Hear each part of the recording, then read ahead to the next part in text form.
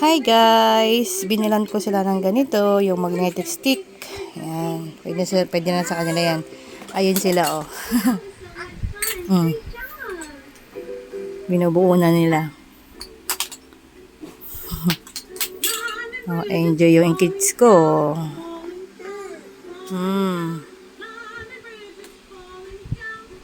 Nagbawas ako ng mga laruan nila. Tinapong ko yung iba. Yan. No? Di magnet kasi yan.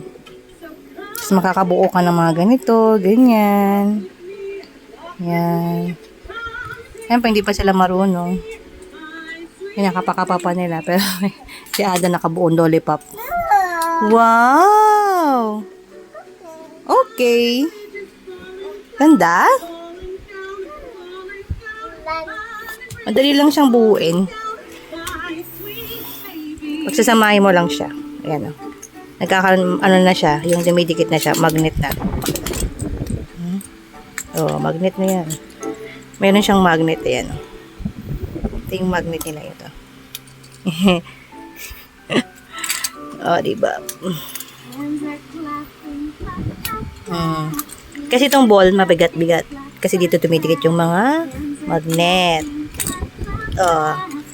Oh, nakabuo ko ng, ano ba yan?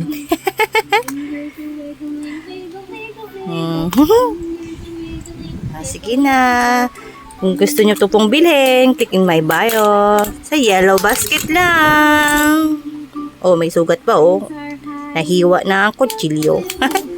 Hi guys. Ito yung mga pinagbibili ko na naman laruan nila. Itong Lego nila. Ito yon. Yan. Yan. Oh. Yes, ito yung magnet naman. Yan. Yan yung Lego. Lego maliliit. Mga pinagbibili ko na naman sa kanila. Yan. Ang naglalaro ay si Ada habang nagkakamot. No anak, ano ka niyan? Kapasugat. Yan.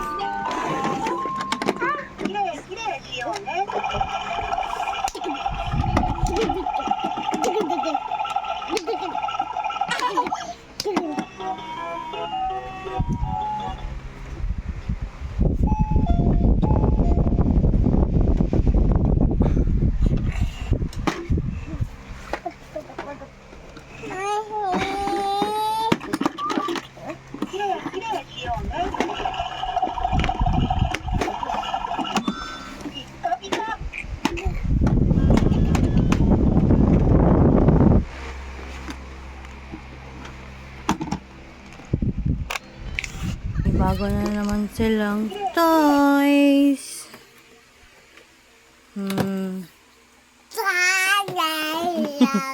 May tablet na siya. Yan. Oh, hello mo si Papa. Hello, Papa. Hello mo, Papa. Hello.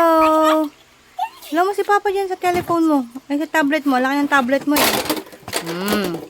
Mga isang araw lang to sa kanila. Isang araw lang yan. Mga isang araw lang talaga yung mga laruan na yan. Chinese yan eh. Ano, open yan. Open. Kung ano yung sinasalita nila, magiging salita nila eh. Mga Japanese. Yan, mga Japanese toys. Mga Japanese toys nila yan.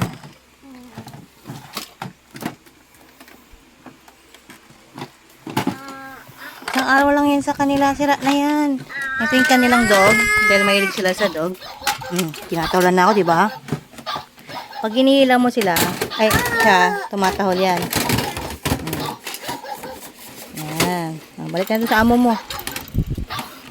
Gumaray ka na dyan. Gumaray ka na dyan. Yan ka lang, ha? Yung isa, dumidedi na. Tapos na maglaro. Ay, papo, ang dami na naman tayong kakalat. Ang dami pala nilang kakalat. Okay, Tam? Sige, enjoy nyo lang yan.